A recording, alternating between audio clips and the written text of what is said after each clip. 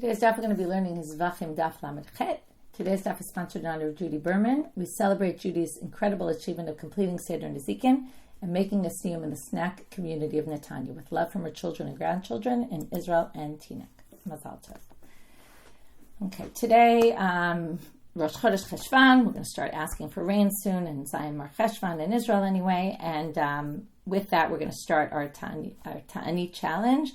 So it's a great opportunity if people want to review Masechet Ta'anit, or maybe really more so for people who haven't yet learned Gemara or learn but don't have time for Daf Yomi. It's a 4-day-a-week challenge for about 6 or 7 weeks, and we recommend that you pass it around and introduce people to learning with Hadran, and it's a great way to kind of learn how our new website works, that it makes it much, much easier to learn a Masechet. You can sign up, like we start with the first daf of a Masechet, and then you sign up, and then it basically sends you notifications as you finish each daf. It'll kind of pop up what you're up to. Makes it very easy, seamless way to learn a Masechet. And there'll be introductory videos, so that if someone's new to Gemara, there'll be short intro videos with Chamutal Shoval that will basically kind of help guide you along in the learning. So it's a great way to recommend someone. The best way we find to spread the learning of Gemara is by word of mouth. Okay, so feel free to be our ambassadors for this important task. We're going to get started today. We are trying to figure out what is the source for Beit Hillel for saying that one matana, one placing of the blood for the chatat, it's just like all the other korbanot, one is sufficient. Okay? Now, it's like all the other ones in the Mizbeach HaChitzoni of the normal korbanot, the regular ones that are done on the outer altar. Remember, the inner altar ones, we said like the Par Yom Kippurim and the Par Lim Davar Shel Tzibur and the Par Kohen Mashiach and the unique korbanot, the Seir. There's some Seirim, the Seir Avodah Zarah, that are when the people mistakenly worship idols. There's the Seir on Yom Kippur. The bloods of those all go on the inner altar, as opposed to what we're discussing right now is the outer altar. In the inner altar, whatever number of placings are necessary, are necessary. Outside, on the outer altar, whatever it is, whether it's 1, 2, 3, 4, right, only one is necessary. Okay, there's no 3, I don't think, but anyway, it's either 2, right, 1, 2, or 4. So what Beit Hillel says is that 1 in the chatat is sufficient, even though it's really supposed to go on all 4 corners of the altar.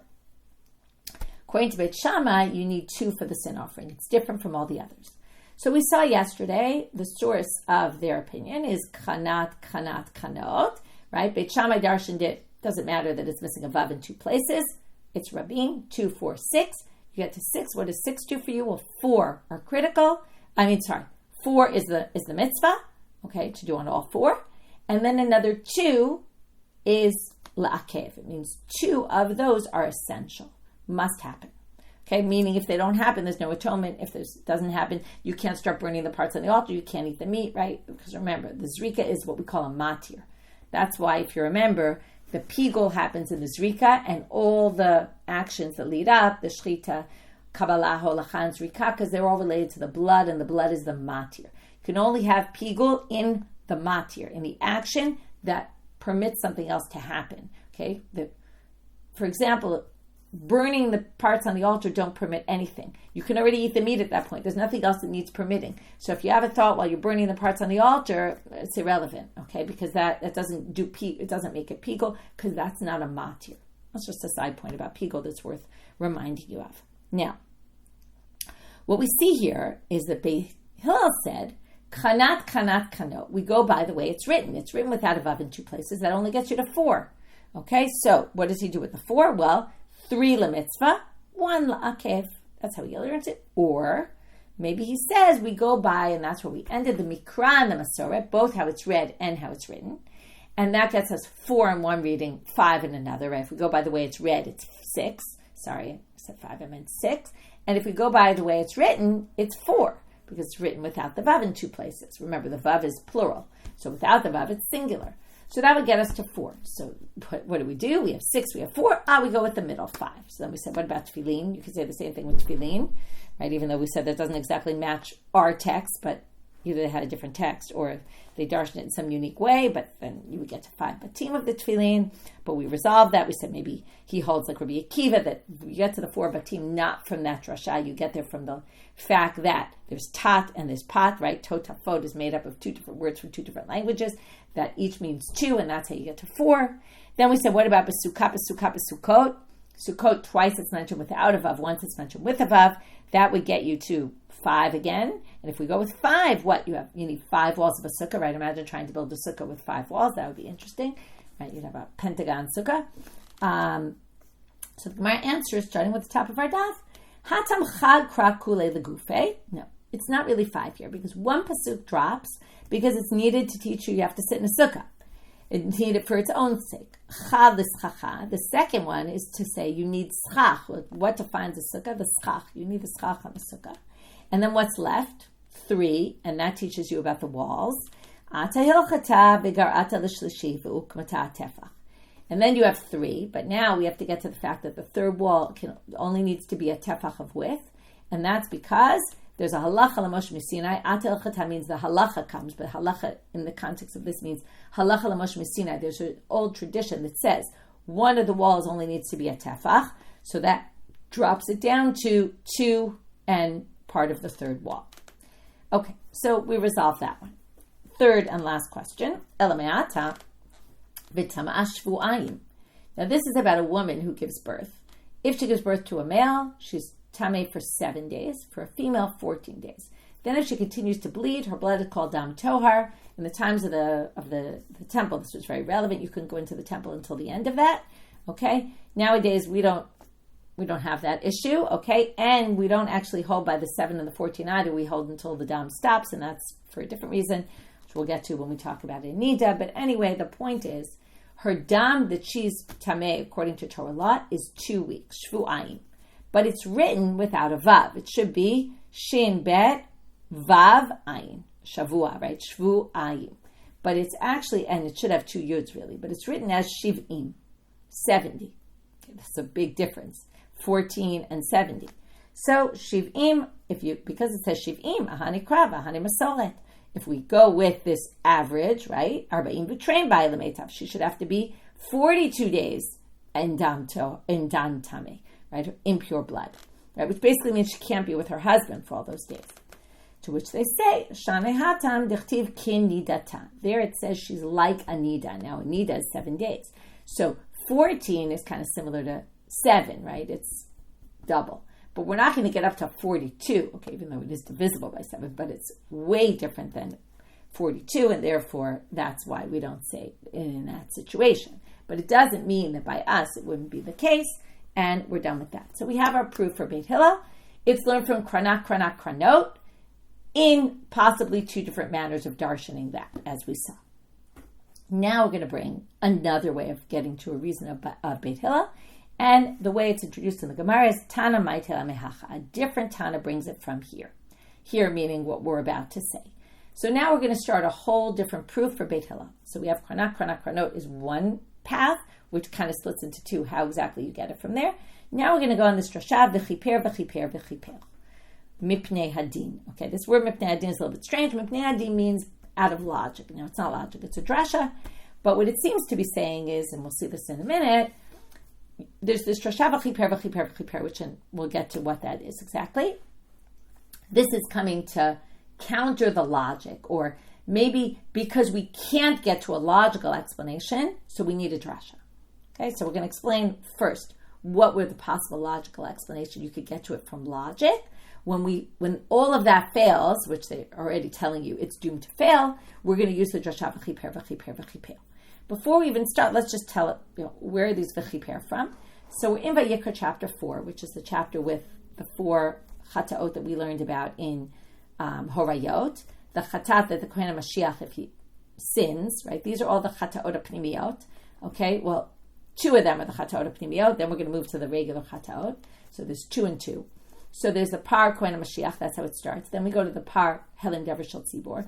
Both are cases where someone makes an erroneous ruling, either the Kohen Gadol himself or the court, and the Kohen Gadol follows the Kohen Gadol's erroneous ruling, or the majority of the people follow the Beit Din's erroneous ruling, and then they have to bring this par offering that's brought in the inner altar, etc.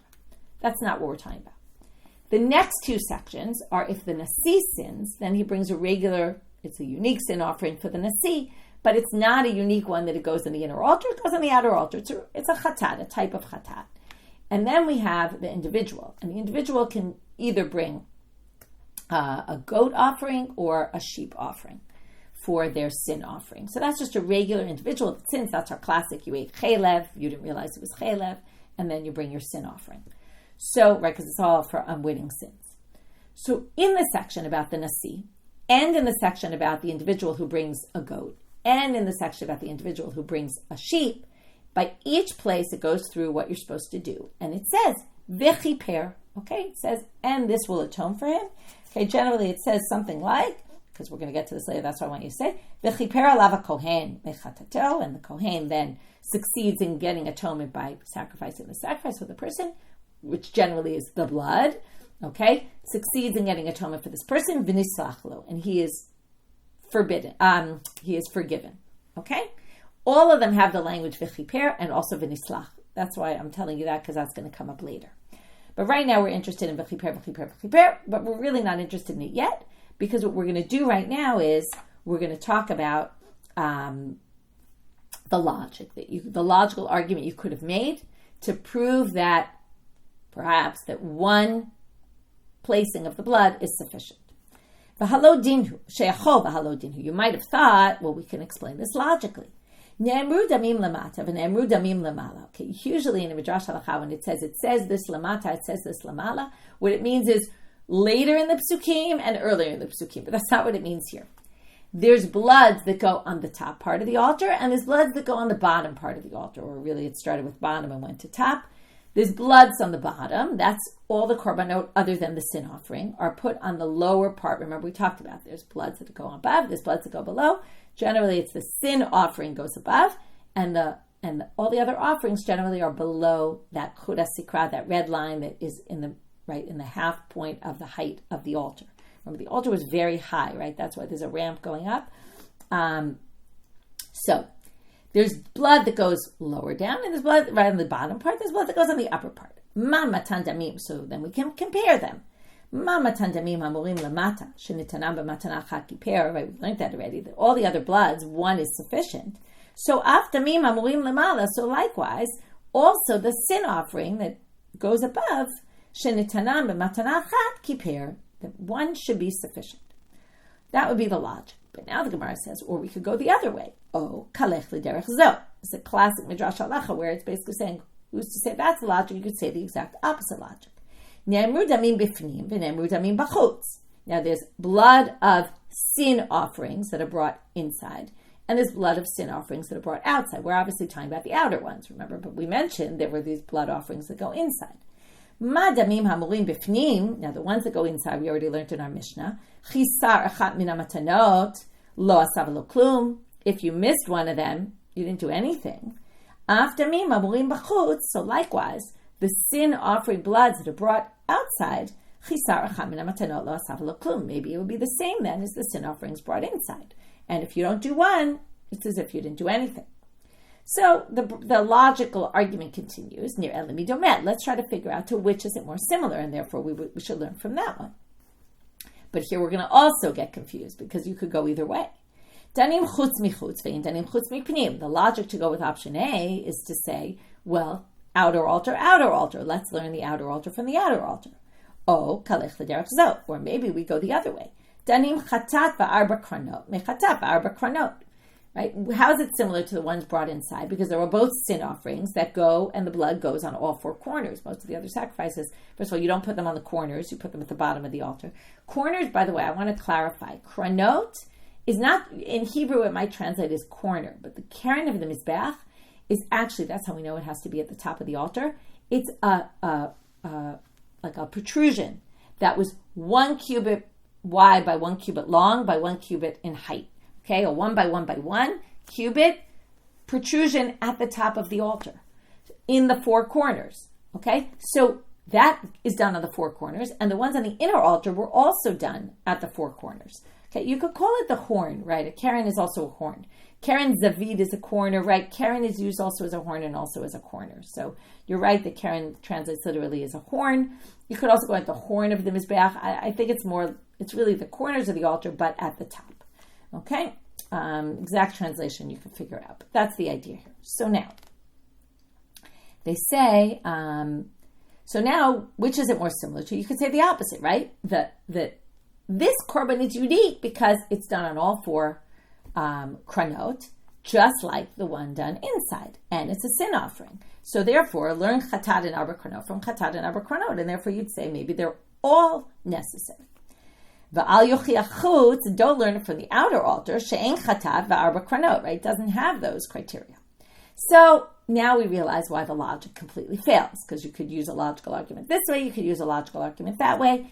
Going back to the beginning now, Talmud Lomal, v'chiper v'chiper v'chiper. Now, that didn't help us yet to know. How do we know? Because it says v'chiper 3 times that it teaches you only one is necessary. So now we're going to learn how we get there. And then we're going to question it and say, maybe you could say v'chiper v'chiper v'chiper is darshan some other way, and we're going to go through a bunch of questions about that. V'chiper. Okay, so now the first time it appears, we're going to say like this. V'chiper means you get atonement, and what they're going to mean is, even if you didn't do everything. So what was the first one come to say? The first one comes to say you're going to get atonement anyway, even if you only did 3. Then it comes again. So the second time it comes, what's it going to do? It's going to drop us down to 2. Then we're going to go again. V'chiper 3rd time. Okay? That's the drasha.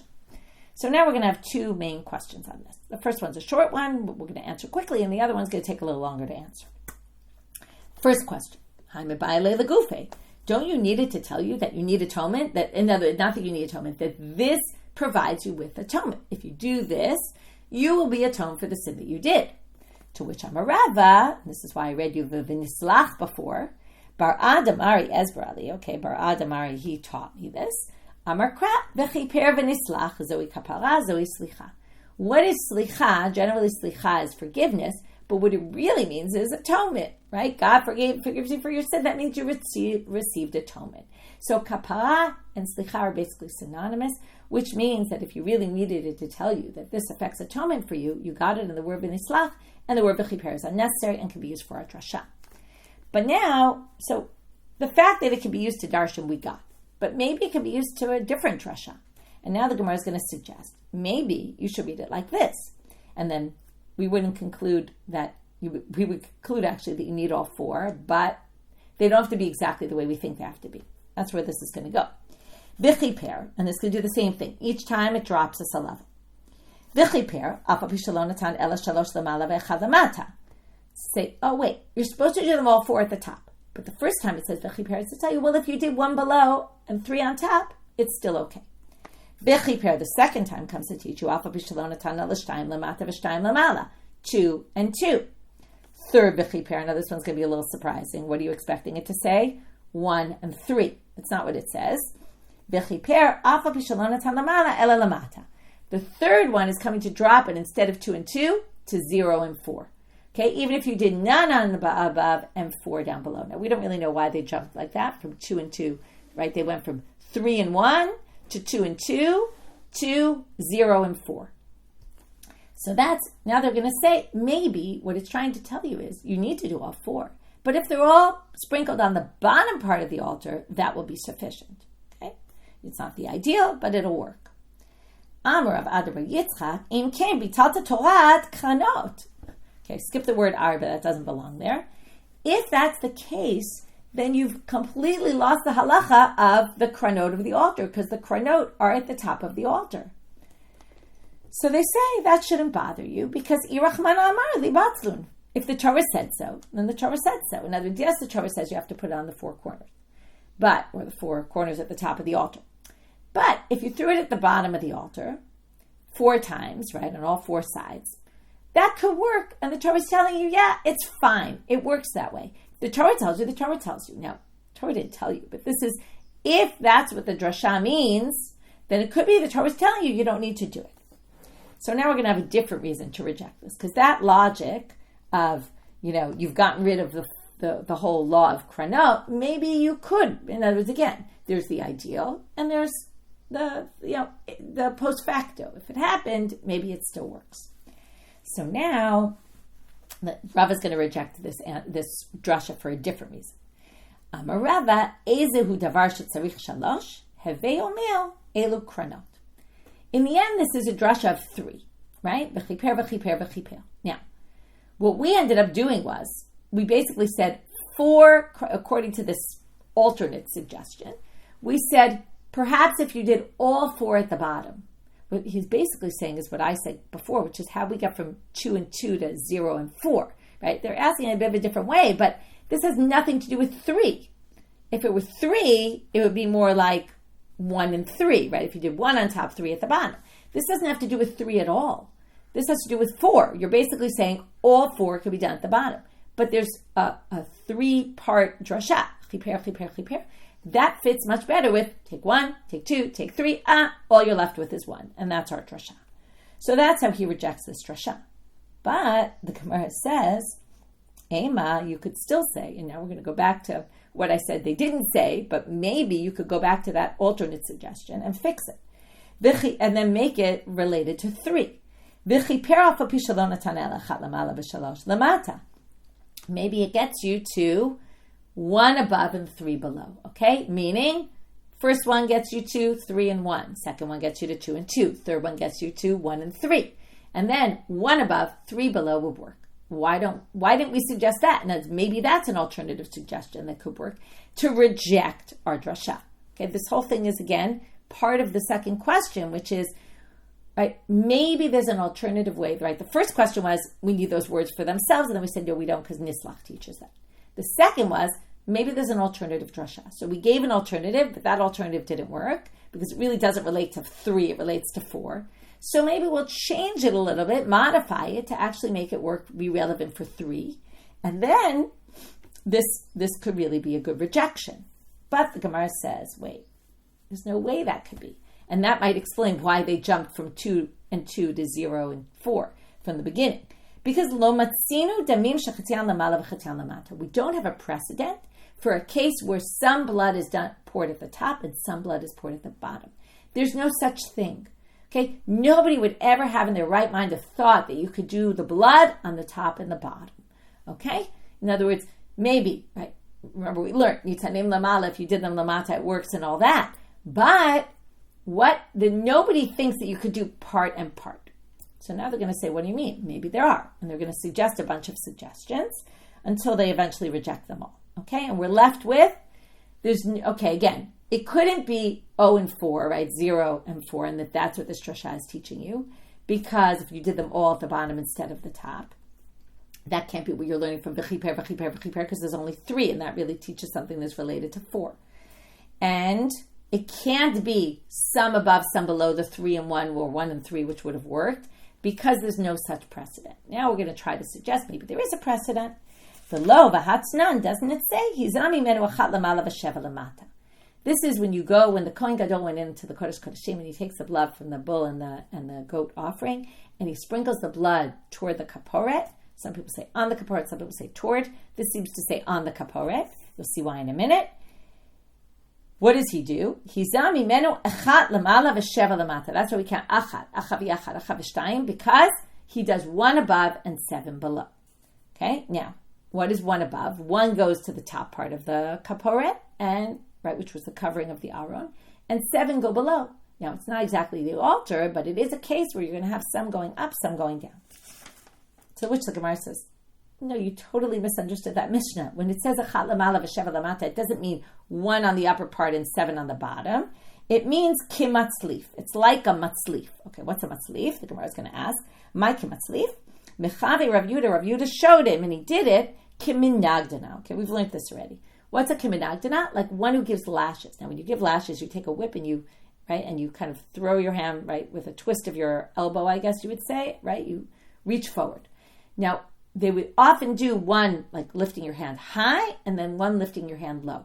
And then the blood, one goes a little farther, if you're comparing it to blood now, if the Kohen took his hand, And first, like a higher one, and then a lower one. Okay, that's what it means. A chal lamala, where he's higher, where it goes farther, and then one where it goes less far. But that's not going to be above and below. It's just going to end up at a bit of a distance from each other. So that's not a good proof. Okay, next one. We're still in the Kohen Gadol and Yom Kippur. V'hizah, but now there's 7 sprinklings the Kohen Gadol does also on the inner altar with the blood. So here it says, Hizah al taharo shel mizbeach sheva pamim. It says he sprinkles on the taharo of the altar. We don't know what that word means. 7 times. So turning out on a bet, my taharo. So my lav apalge de mizbeach. Does it not mean the mid height of the altar? How do we get to taharo shel mizbeach is the middle part of the height of the altar? By the way, this is the inner altar, but it doesn't matter. It would then at least be a precedent. Now, why would this be a precedent if it's the middle of the altar that some goes above, some goes below? Because try to imagine, if you're going to throw blood, right, at the middle of the altar, even if you're going to put it on there, right in the middle, you're going to end up with some above, some below, because you can't get it exactly, exact spot where it's, it's going to be all below or all above. So especially if you're doing it 7 times, it's going to be hard to be exacting that it's all going to be above or all going to be below. So you're going to end up with blood that's a little, some of it's above, some of it's below. Now, how do we get from taharo shel mizbeach as the midpoint of the height of the altar? Kedamri nashe tahar tiara diyoma. People talk about midday. They say the words tahar tiara diyoma. We've gotten to the midpoint of the day. So tahara sounds like midpoint, which means midpoint of the altar. To which Amarava Brashila, lo, it's not what it means. Agiluye, it's the revealed part. What tira diyoma means the clearest point of the day, where the sun is the brightest and you can see as clearly as possible. So while it does happen to be in the middle of the day, the real language of tahor was tahor, to clean, to cleanse, to be completely clean and clear. That's the way we mean it. And then what would it mean? It's the giluye, it's the revealed part of the altar, which is the top part of the altar. It's the roof of the altar, which means the whole thing is on the top. We don't have part at the bottom. It's irrelevant. Dichtiv, how do we know this? That we can translate it this way. We bring a different pasuk, u'cha'etzem hashamayim laTorah. Okay, which is again when it's a midday, but at its clearest point. And that the word is clear. And Rashi even says that they would clean off the top of the altar because the altar had the remains of incense burning and stuff, and they would clean it off, and it would be this clear spot, and that's what they mean. Okay, and also it's from revealed, giluya, it's the revealed part because it's the part at the top. Okay, so that's not a precedent for high and for above and below. So we try our another attempt. Vahika shirayim. The shirayim, wait a minute. When you put the chatat, the sin offering, okay, the regular one, you're in the outer altar, you put it on the top of the altar, and then what do you do with the remains? It's actually the pasuk where it talks about the remains, just specifically in the chatat. Then you pour the remains on the bottom of the altar and the base. That's at the bottom. So by nature, right, the sin offering already has blood at the top and blood at the bottom. To which they say no. Shirayim lo ma'akve. We don't count the shirayim because the shirayim aren't a critical part, right? If you don't pour the shirayim at the base of the altar, you've achieved atonement anyway. You get atonement from the 4 matanot or another korbanot, other matanot, but whatever number. But the point is, the shirayim are not a critical element, so you can't count them and say, oh, some is above, some is below, because we just don't count that. Now they say, wait a minute. V'ha'ika, our last attempt, shirayim ha'pnimiyim. Di'ika lamanda amar ma'akve. In the korbanot that you bring on the inner altar that we were just talking about, the shirayim there, some people hold that they're a critical element. That in those unique korbanot, the par Yom Kippurim, the Sir Yom Kippurim, the par Lim Davar Shel Tzibur, par Kohen HaMashiach, those unique korbanot, the Sir Avodah Zarah, of people who follow the erroneous ruling of the court and do idol worship, all of those are unique korbanot, and some people hold that the shirayim in those cases is a critical element of the process. Now, if you hold that, and the shirayim are makvim, again, what happens? The shirayim are poured at the base of the altar, outer altar, and the blood from those korbanot is put on the top of the altar, the inner altar. Okay, so it's different altars, but you have top and bottom, and they're both critical elements. That would be a good precedent. And then that would say, remember what we're up to, because now we're going to finish this. Maybe it's an alternative drasha. Maybe it's trying to say 3 below and 1 above will work for the regular sin offering. That's all done on the outer altar. And maybe that's what it's saying and not what we're trying to prove Beit Hillel. To which they answer, B'chad makom kamrina. No, it's true that there's upper and lower, but we're talking about trying to find a precedent for upper and lower on the same altar. That's one is done on the inner altar, the upper part. This one, the shirayim, are done at the bottom part of the outer altar. That's already two different altars. That's not the same kind of precedent.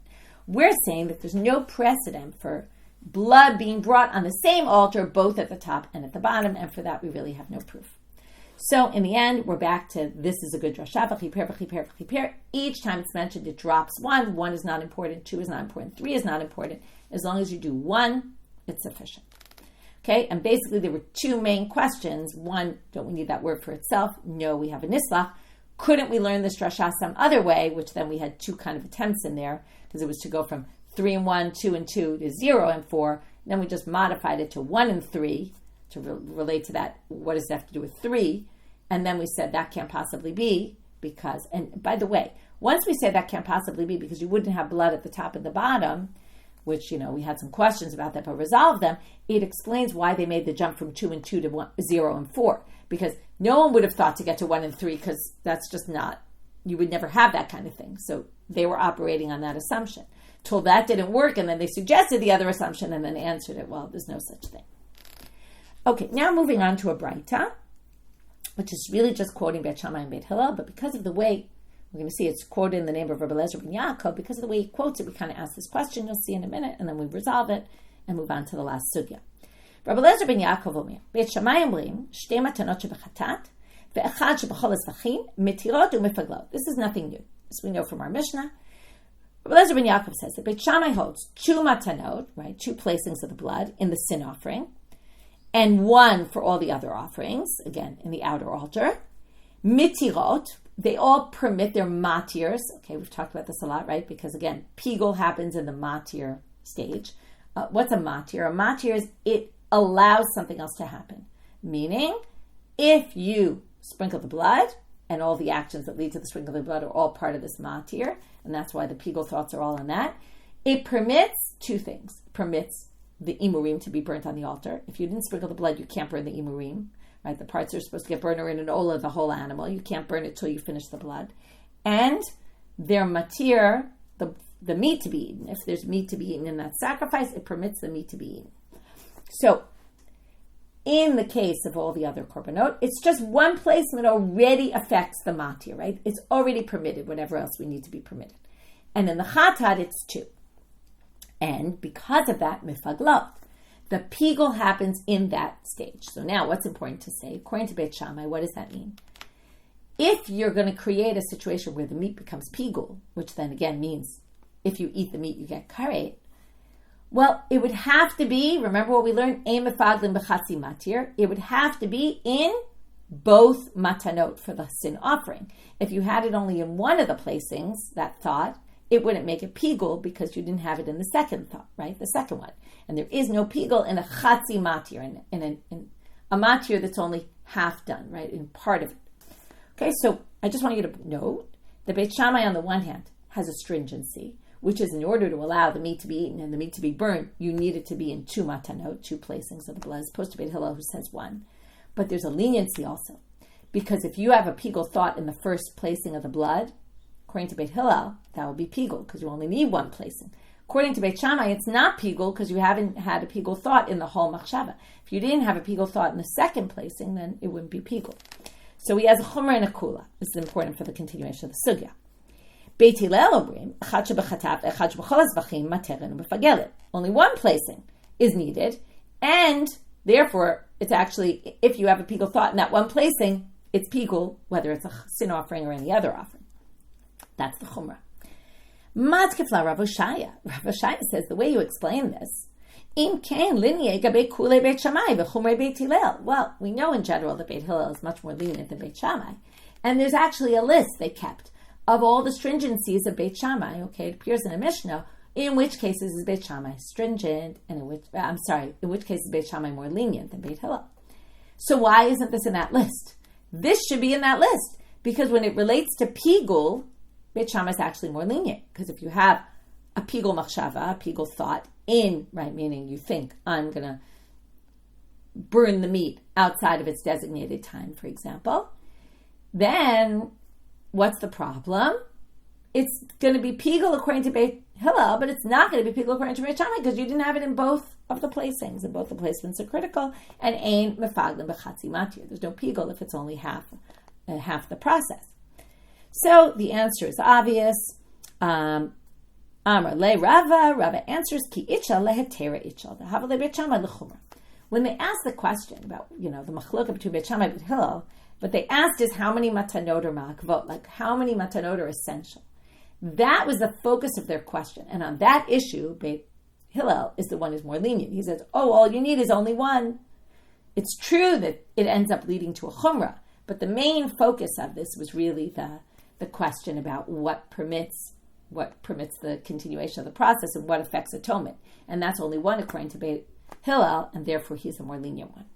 Okay, even though it's funny, when we read our Mishnah, by the way, we were saying that the focus, even though you think the focus is that machlok, and in the end the focus becomes, when is the pigul machshava going to affect it? Because kind of the focus of our Mishnah was really pigul. But he's saying here is really for the main thing, which is, does it affect atonement or not? He's more lenient, Beit Hillel is more lenient, and that's why it's not on the list. Now we're going to have a statement of Rabbi Yochanan, and then Rabbi Pappa expands on that a lot more, which is what's the status of these other three placements? Because the three placements we just said aren't necessary. But the question is, do they have the same laws as the first one or not? So in some ways, yes, in some ways, no. So Rabbi Yochanan brings three issues. Two of them, it's going to be just like the first placing. And in one issue, it's going to be different. Shalosh matanot, and then we're going to have Rabbi Pappa, who puts 8 in ways that it's similar and 4 in ways that it's different. He's going to have a much more expansive list. Shalosh matanot shebechatat. There's the three matanot, the three placings that are not critical. Number 1, einam ba'ot balayla. You can't put them on the altar at night, though. In other words, you might say they're not critical, and then maybe, we could be lenient with them in all sorts of ways. But no, the placements have to be done during the day. And if you're going to do them, you do them during the day. If you do them at night, that you definitely can't do that. But on the other hand, we're going to be lenient. The ba'ot la'achar mita. What is this? If you have a korban that you sacrifice, the Kohen sacrificed the korban for someone who sinned, and then they die before the blood gets sprinkled, the whole korban's disqualified. And if it was before the slaughtering, that you actually have to leave the animal to die, you can't do anything with it because it was sanctified, but it can't be brought. If the blood wasn't sprinkled, we don't sprinkle the blood. We're done. Okay, we have to take everything out of the temple. It's disqualified. But if the person died exactly in between, after one placement was done, which basically means the atonement was affected. If the atonement was affected, then we can continue to bring the other bloods, because the whole issue with a chatat that the owner died is that, we have no way to get atonement for this person anymore. They're dead, so everything is disqualified. But in this case, the blood already atoned from the first one. So the other three you can just continue the process. You can burn the meat. You can do everything after, because everything is basically the korban was completely done right for the critical elements because the person was still alive. So that in that way it's different. And now we're back to a way it's similar to the others. So the first one, if you decided, you put the placement of one on the altar, and then you left the temple and then went to a different altar that existed outside the temple. You're not supposed to put offerings there. If you offer things that are supposed to be offered inside and you bring them outside, you're liable. So here he says you're liable for these bloods also, even though, again, they're not critical elements, but you can't bring them outside because they really do belong on the inner altar. So if you bring them outside, you're chayav for that. Amar Pappa, yesh mein kitchilato v'yesh mein kisafo. So he now expands and he says there's some ways it's like the first one and there's some ways it's not. Okay, he just uses this language like the beginning and like the end. It means is right that it's treated like the first one, and in some ways it's unique, and we're going to be much more lenient with that. So here's our list. 8, first, that it's like the first one. Chutz and laila, that we discussed already, taking it outside and offering it on an altar outside, and night. Zarut, if a zar puts the blood on, a non-Kohen, it's a problem. Klei shared, it has to be in a sanctified vessel. Keren, it has to be put on the corners, right, at the top of the altar. Etzba, the Kohen puts them on the corners of the altar with his finger. That still happens with the others. Kibus, there's the topic of Shuli Mishkan today in flashback, you can read it. Kibus is this halacha, which we're going to get into a little bit more now, which is if the blood, before you sprinkle the blood, if the blood gets on your clothes, Your clothes have to be washed specifically in the azara. Okay, you can't take them out and wash them somewhere else. They have to be, there's a special law of kibus. That's if it's before the blood was sprinkled. If it happened after the blood was sprinkled, it doesn't need kibus. So now what we're going to say is, if it's done before all four, you need kibus, that's for sure. But since one is ma'akev, only one is ma'akev, maybe before the other three, it's like considered as if it's done, but no. If you're in between 1 and 3 and the blood gets on you, also you need to do kibus in the azara, because in that way they're treated the same as the first one. And shirayim. Okay, what's the law of shirayim? Rashi says here, the chatat, this is the whole halacha we learned before. If you collect the blood in 4 cups, okay, the truth is I don't need to read Rashi. If you collect the blood in 4 cups, and then you sprinkle the blood only from one of the cups, so you only dump from that cup. Remember, there was a machloket about this. You dump the rest of it onto the base of the altar, but not from the other cups you didn't even use. So now the question is, what if you had in 4 cups, and each cup you use to put a different placement on the altar? So each blood is considered like the first one, like it's critical enough that we now have to pour the rest of the blood from each of those cups on the base of the altar, because each was used as a placement on the altar. So that's all ketchilatan. But these other ones, it's different. Mita, that's what we just discussed. If the owner dies after the first, before the other 3. Lo sharia, it doesn't permit anything. It's not a matir, right? Like we said before, because already everything's permitted with the first sprinkling. Lo mifagla, and therefore there's no pigul, right? If you have a pigul thought during that, you think, oh, I'm going to burn the meat outside of its time, it's not pigul. And lo ayla legavai, okay, and then kisafan is, all these are like safan. Lo ayla legavai means if you bring the blood, remember, if you bring the blood of a sin offering into the sanctuary, it disqualifies the sacrifice. But that's only before any of the blood was sprinkled. If you now took this blood that's supposed to go the other 3, and you bring it inside, it doesn't disqualify the korban. Why not? Because again, the korban was already accepted. So you can't disqualify the korban at this point. And this is actually darshan from the pasuk there, okay? Because it says,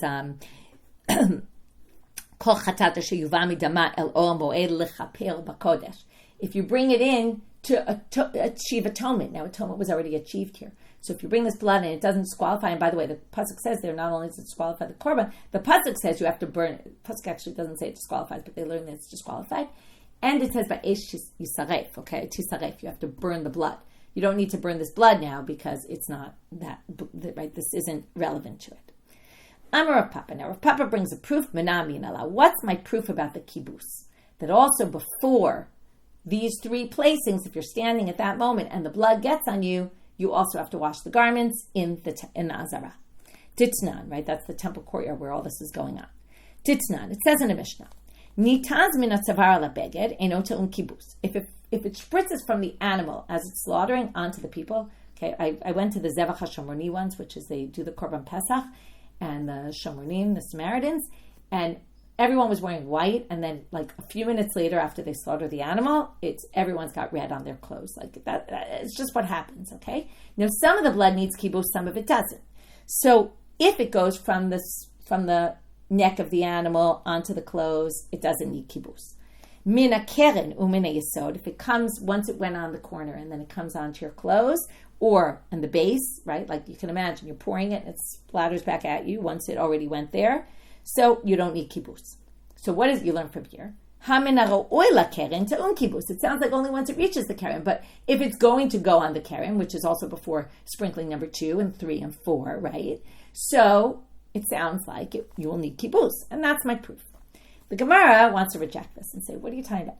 This is all a unique opinion. You can't prove it from here what the rabbis would say. Why is this a unique opinion? Because v'litamech mina yesod eno te'um kibus. Right? It says from the yesod it doesn't need kibus, which would lead you, your inference would lead you to say, haminaro oil yesod te'um kibus. Now it says anything before it gets to the yesod, which is after all 4 placements of the blood finished, right? Now, before it goes to the yesod, it would sound like you need kibus. Now the pasuk says, and the drasha on the pasuk is asher yazeh. Okay, when it says you have to do kibus, it says that which you sprinkle. Ktiv prat lezeh shekvar husad. This comes to exclude if you already did the sprinkling. So it sounds like, according to the rabbis, you wouldn't, before the yesod, you're already done with all the sprinkling, right? You still have to pour it on the yesod, but that's just the shirayim. That's not what we're talking about here. So Hamani, who does this hold like? Rabbi Nechemia. Now, why do we think this holds by Rabbi Nechemia? And then we're going to say this whole mission is Rabbi Nechemia. It's not the rabbis. It doesn't teach you anything because it's an outlier's opinion. How do we know this? Because Rabbi Nechemia says, Shayarei hadam shikrivam b'chutz chayav. Now, he said something which is not necessarily the same thing, but we're going to assume it is, which is if you take the remainders of the blood and instead of pouring it on the base of the altar, you bring it to a different altar that's outside the temple, you're liable. That's like anything you do outside. Now, we assume that means that he treats the remainder like the actual blood itself. And that's why this source says, even if you're standing before doing the yesod, and it doesn't say that, but the inference is that even before you pour it on the yesod and it gets on your body, on your clothes, you're going to need to wash those clothes in the Yazarah. But that would be Rabbi Nechemia, who equates the shirayim with the blood. To which the Gemara says, who's to say that's what Rabbi Nechemia does? He wasn't talking about washing clothes, if you notice. The Evarim Updarim are not a critical part either, right? Those are the parts that get burned on the altar. Now, and neither is the shirayim. And yet, if you take those Evarim Updarim and burn them somewhere else, you're going to be liable. So that's why the shirayim. It doesn't mean the shirayim are like the blood. The shirayim are not like the blood. They're more like the less critical parts of, the Evarim Updarim. So you can't say that he's going to say the same thing. Le'ini kibus mishamalei. Who's to say he says also for kibus? Just because he says the shirayim you're chayav outside doesn't mean he necessarily thinks that they're equal to the blood and you would need kibus for them. And then this Mishnah may be it, right? Maybe this could prove Rav Pappa. The Gemara says im. Actually, it is really Rabbi Nechemia. He does say kibus only, and we're going to prove that tomorrow. Okay, so we'll come back here and we'll kind of get back into this sugya in tomorrow's daf.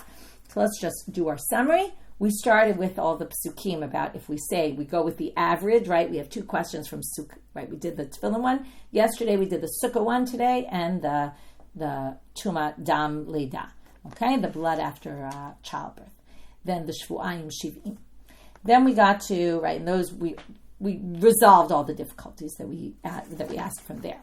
Then we got to this other drasha for what the source of Beit Hillel for one chatat is ma'akev and not any more than that. V'chiper, v'chiper, v'chiper. We tried to say, right, it can't be logic, because logic could go in both directions. Is it like the ones outside? Is it like the ones inside? We couldn't figure out. So we used this drasha. Then we had two difficulties with it. Don't you need the word v'chiper? No, we have a nislach. Couldn't you learn a different thing from v'chiper? And that we took a while, but we rejected that other possibility of maybe some combo of lamala and lamata, or maybe all lamata could be. Maybe that's just teaching, but that you need them all. In the end, we rejected them both. Then we got to Rabbi Eliezer ben Yaakov's quoting of the Machlokah Beit Shammai Beit Hillel, pointing out that Beit Shammai is really more lenient when it comes to pigul. If that's the case, why wasn't this in the list?